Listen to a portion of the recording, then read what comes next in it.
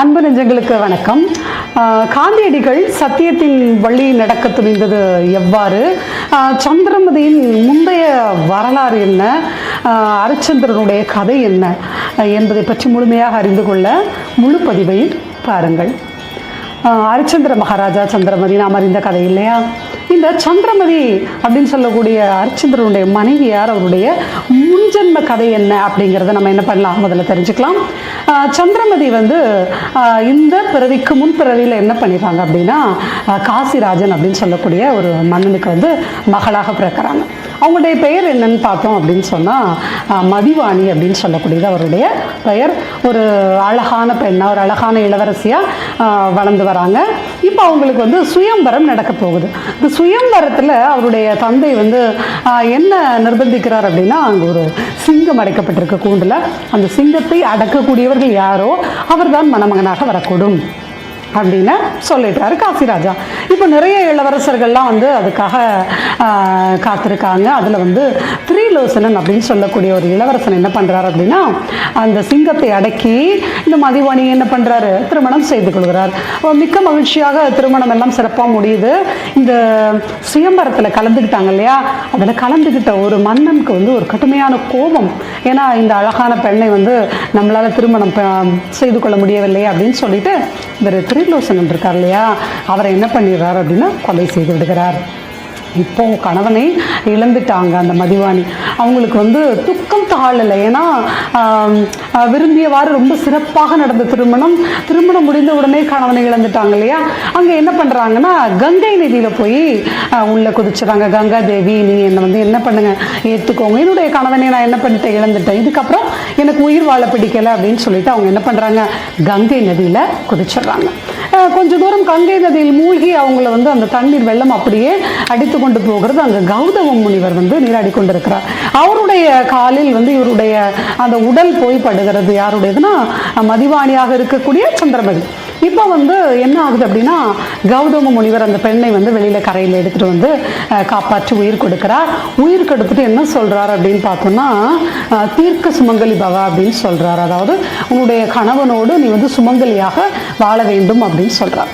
இப்படி சொன்ன உடனே அந்த மதிவாணியால் அதை ஏற்றுக்கொள்ள முடியவில்லை. அழுகிறாங்க. ஆனால் என்னுடைய கணவனை இழந்துட்டேனே, நீங்கள் என்னை இப்படி வாழ்த்துறீங்க, இது எப்படி பொருத்தமாகும் அப்படின்னு சொல்லி மீண்டும் அழுகிறாங்க. அவர் என்ன சொல்கிறார் அப்படின்னா, நீ என்ன பண்ணணும் அப்படின்னா, சிவனை நோக்கி தவம் இருந்தால் கண்டிப்பாக சிவன் உனக்கு என்ன பண்ணுவார், அருள் புரிவார் அப்படின்னு சொல்லி சொல்கிறார். இப்போ சந்திரமதி என்ன பண்ணுறாங்க அப்படின்னு பார்த்தோம்னா, சிவனை நோக்கி தவம் மேற்கொள்கிறார். சிவன் தோன்றி என்ன சொல்கிறார் அப்படின்னா, நீ அடுத்த பிறவியில் உன்னுடைய அந்த திரிலோசனன் இருக்கார் இல்லையா, அவரே உனக்கு கணவனாக வருவார், உன்னுடைய இந்த தாலி உன்னுடைய கழுத்திலே இருக்கும் அப்படின்னு சொல்லி சிவன் என்ன பண்ணுறார், வரம் கொடுக்குறார்.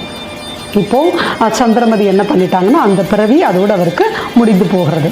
இப்போது மறுபிறவியில் இந்த இறந்தார் இல்லையா, முந்தின பிறவியில் திரிலோச்சனன், அவர் என்ன பண்ணுறார் அப்படின்னா, அயோத்தியினுடைய மன்னனாக பிறக்கிறார். அவர் தான் யார் அப்படின்னு பார்த்தோன்னா, அரிச்சந்திர மகாராஜா.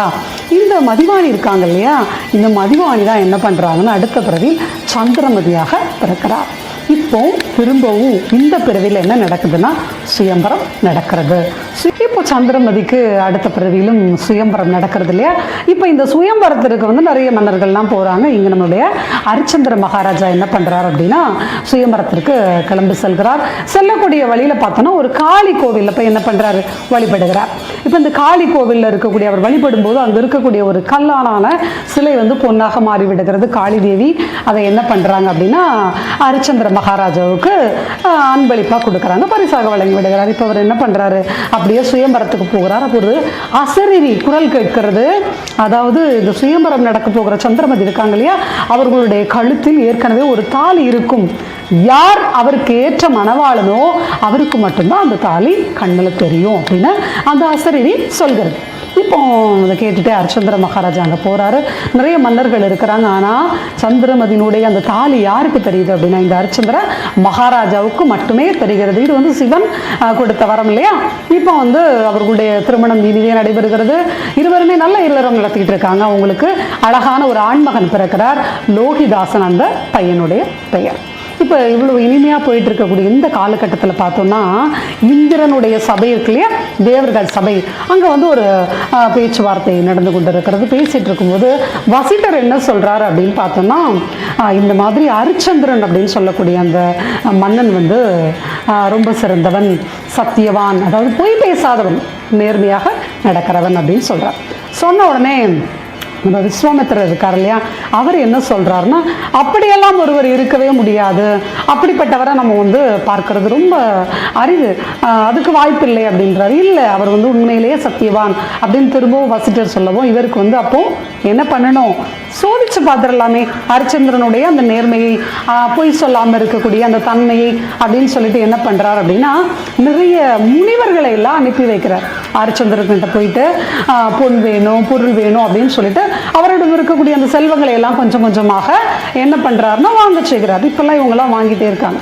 இவர் ஹரிச்சந்திரன் வந்து கொடுத்த வாக்கை காப்பாற்றக்கூடியவர், சொன்ன சொல்லுக்கு கட்டுப்படக்கூடியவர். இப்போ வந்து காமன் சேனை அப்படின்னு சொல்லிட்டு ஒரு 2 பெண்களை அனுப்புகிறார். அனுப்பி ஹரிச்சந்திரன் கிட்ட போய் நீங்கள் திருமணம் செய்துக்க சொல்லி வற்புறுத்தணும் அப்படின்னு சொல்லி கேட்குறாரு. இந்த 2 பெண்களும் வந்து ஹரிச்சந்திரனை என்ன பண்ணுறாங்க அப்படின்னா, என்னை திருமணம் பண்ணிக்கணும் அப்படின்னு சொல்லி கேட்குறாங்க.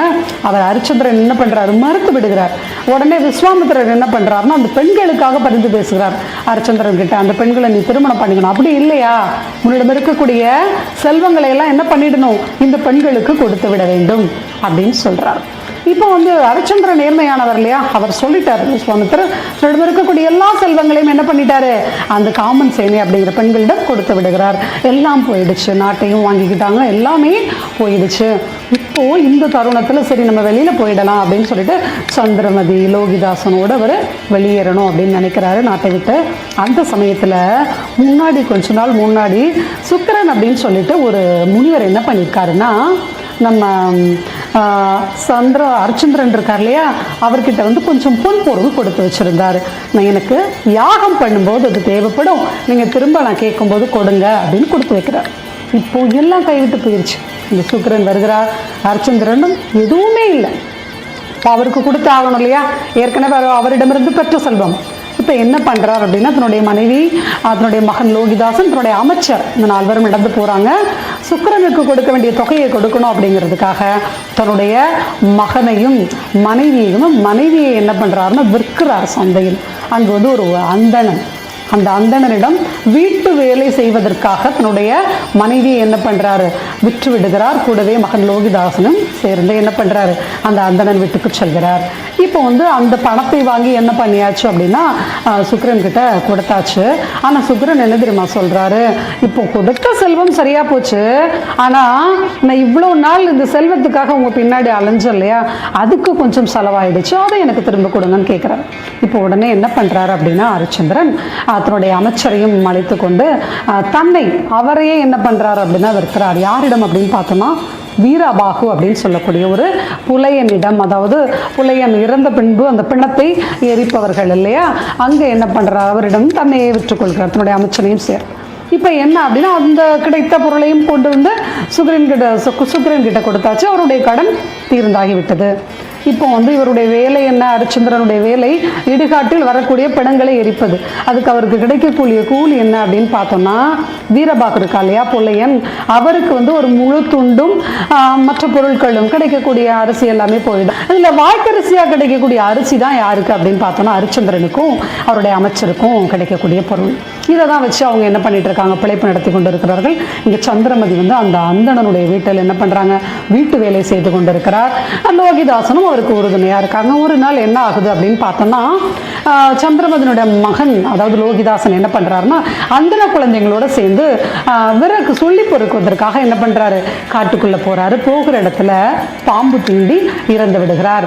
இப்போ இந்த செய்தியை வந்து அந்த அந்தன குழந்தைகள் இருக்காங்க இல்லையா, வந்து இந்த அந்தனர்கிட்ட சொல்கிறாங்க, ஐயா இந்த மாதிரி லோகிதாசன் இறந்து போயிட்டாங்க பாம்பு கடிச்சு அப்படின்னா. அந்த அந்தனர் வந்து சந்திரமதி கிட்ட சொல்லலை. உடனே சொன்னால் வேலையெல்லாம் நின்று போயிடும், ஓடிடுவா இல்லையா பையன் சொல்லிட்டு, அதனால சொல்லவே இல்லை. மாலை வேளையில் சொல்கிறார். பதறி துடிச்சு என்ன பண்ணுறாங்க, சந்திரமதி காட்டுக்கு தன்னுடைய மகனை தேடி போகிறாங்க. அங்கே இறந்து கிடக்கக்கூடிய தன்னுடைய மகனின் உடம்பை எடுத்து என்ன பண்ணுறாங்க, மடியில் போட்டு அழுகிறாங்க. அழுது முடிச்சதுக்கப்புறம் என்ன பண்ணுறாங்க அப்படின்னா, இடுகாட்டுக்கு தன்னுடைய மகனை எடுத்து செல்கிறார். அங்கே இருக்கக்கூடியது தன்னுடைய கணவன் ஹரிச்சந்திரன் அப்படிங்கிறது இவங்களுக்கும் தெரியல, அவருக்கும் தன்னுடைய மனைவியை தெரியல. என்ன ஆகுது அப்படின்னு சொன்னால், போயிட்டு என்னுடைய மகன் இந்த மாதிரி பாம்பு திண்டி இறந்துட்டான், நீங்கள் என்ன பண்ணணும், அடக்கம் பண்ணணும் அப்படின்னு சொல்லி கேட்குறாங்க. கேட்ட உடனே ஹரிச்சந்திரன் என்னென்னு சொல்கிறாரு அப்படின்னா, ஒரு முழு துண்டு வேணும், காணிக்கை பணம் வேணும், வாய்க்கரிசி இதெல்லாம் வேணுமா, நீ கொண்டு வரலையே அப்படின்னு சொன்னோன்னே இவங்க சொல்கிறாங்க, என்கிட்ட எதுவுமே இல்லை, நான் ஏழை, என்கிட்ட கொடுக்கறதுக்கு ஒன்றும் இல்லை, என் பையனை என்ன பண்ணுங்க, நீங்கள் அடக்கம் பண்ணுங்கன்னு கேட்குறாங்க. அப்போ ஹரிச்சந்திரன் சொல்கிறாரு, உன் கழுத்தில் நீ தாலி போட்டிருக்கியே அப்படின்னு சொல்லி கேட்குறாரு. அந்த நேரத்தில் தான் தெரிய வருது சந்திரமதிக்கு இது தன்னுடைய கணவன். ஏன்னா கணவனுக்கு மட்டுமே அந்த தாலி தெரியும் இல்லையா. அப்புறம் ஒருவர் அறிந்து கொண்டு என்ன பண்ணுறாங்க, தன்னுடைய மகனுக்காக அழுகிறாங்க. அப்பவும் ஹரிச்சந்திரன் என்ன சொல்றாரு அப்படின்னு சொன்னா, எனக்கு தர வேண்டிய வாய்க்கரிசி வேண்டாம், ஆனா புலையன் வீரபாகு கொடுக்கணும் இல்லையா, துண்டு காணிக்கை பொருள், அதெல்லாம் மட்டும் நீ என்ன பண்ணு, அந்த அந்தணன் கிட்ட போய் வாங்கிட்டு வந்துரு அப்படின்னு சொல்றார். சொன்ன உடனே வேறு வழி இல்லாமல் பையனுடைய பிணத்தை அங்கேயே வைத்துவிட்டு என்ன பண்ணுறாங்க, சந்திரமதி அந்தணன் வீட்டை நோக்கி நடக்கிறாங்க. நடந்து வரும்போது பார்த்தோம்னா வழியிலே ஒரு அரசனுடைய மகன் அங்கே இறந்து கிடக்கிறான். இந்த இறந்து கிடக்கிறான். அதாவது இவங்க முதல்ல போயிடுறாங்க அந்தணன் வீட்டுக்கு, போயிட்டு அங்கே போய் இதெல்லாம் வாங்கிக்கிட்டு அந்தணன் கிட்ட கேட்டு வாங்கிட்டு வராங்க. வரக்கூடிய வழியில் ஒரு அரசனுடைய மகன் இறந்து கிடக்கிறான். இவங்க என்ன நினச்சிட்டாங்க அப்படின்னா, தன்னுடைய மகனின் பிணம்தான் ஏதோ இங்கே தூக்கி கொண்டு போட்டு இருக்கிறது அடக்கம் பண்ணுறதுக்கு முன்னாடியே அப்படின்னு சொல்லிட்டு திரும்பவும் அந்த பையனை தன்னுடைய மடியில் தூக்கி வைத்து அழுகிறார் சந்திரமதி. இப்போ இந்த காவலர்கள்லாம் வராங்க. ஏன்னா அது இறந்தது அரசனுடைய மகன் என்ற செய்தி தெரிந்து காவலர்கள் அங்கே இந்த பையனை கொலை பண்ணது சந்திரமதி, அதாவது அரசனுடைய மகனை கொலை செய்து சந்திரமதின்னு சொல்லி அழைச்சிட்டு போகிறாங்க. அழைச்சிட்டு போனோடனே அங்கே மன்னர் என்ன பண்ணிட்டாரு, இவங்களுக்கு கொலை தண்டனை, இவங்களே என்ன பண்ணுங்க, கொலை பண்ணணும்னு சொல்லிட்டு வீரபாகுவிடம் அழைத்து செல்கிறார்கள். வீரபாகு புலையன்லையா, அவர் என்ன திரும்ப பண்ணுறாரு, ஹரிச்சந்திரனிடம் அந்த பொறுப்பை கொடுக்குறார். இப்போ ஹரிச்சந்திரருக்கு என்ன பண்ணணும் அப்படிங்கிறது தெரியல. தனக்கு கொடுக்கப்பட்ட பணியை நிறைவு செய்தே ஆக வேண்டும். தன்னுடைய மனைவி அப்படி இல்லையா, இந்த செய்கிறதுன்னு தயங்கக்கூடிய அதே வேளையில் விஸ்வாமித்திரர் வரார். ஒரே ஒரு பொய் சொல், அதாவது பொய் கூட இல்லை, இதுதான் நான் தான் ஹரிச்சந்திரன் அப்படிங்கிறத நான் சொல்லிடு, இந்த இடத்துல உனக்கு இழந்த செல்வம் நாடு எல்லாத்தையும் நான் கொடுத்துட்றேன். ஆனால் அவர் முன்னாடியே வாக்கு கொடுத்துருந்தார் ஹரிச்சந்திரன், எந்த சமயத்திலும் சொல்ல மாட்டேன் இல்லையா. இப்போ அவர் அந்த இடத்துல சொல்லலை. சந்திரமதி என்ன சொல்கிறாங்க அப்படின்னா, நீங்கள் உங்களுடைய கடமையை நிறைவேற்றுங்கள் அப்படின்னு சொல்கிறாங்க தன்னுடைய கணவனை பார்த்து. அதாவது என்ன, நீங்கள் என்ன பண்ணுங்க, வெட்டலாம், கொலை செய்யலாம் அப்படின்னு சொல்கிறாங்க. சொன்ன உடனே என்ன பண்ணுறார் ஹரிச்சந்திரன், வாளை எடுத்து தன்னுடைய மனைவியை வெட்ட துணிகிறார். அந்த நேரத்தில் சிவபெருமான் தன்னுடைய அத்தனை முனிவர்களோடும் தேவலோகத்தில் இருந்தாங்களே எல்லோர்களோடும் முன்னால் தோன்றுகிறார். முன்னால் தோன்றி மகன் லோகிதாசனை உயிர்ப்பிக்கிறார். ஹரிச்சந்திரனுக்கு தன்னுடைய அவன் இழந்த அத்தனை செல்வங்கள், நாடு, நகரம் எல்லாவற்றையும் திருப்பி கொடுக்கிறார். அதாவது சத்தியம் வெல்லும் அப்படிங்கிறதுக்கான ஒரு அருமையான கதை. இந்த கதையை பார்த்துதான் மகாத்மா காந்தியடிகள் தன்னுடைய வாழ்க்கையில் சத்தியத்தை கடைபிடித்தார் என்பதை நாம் அறிகிறோம். நன்றி.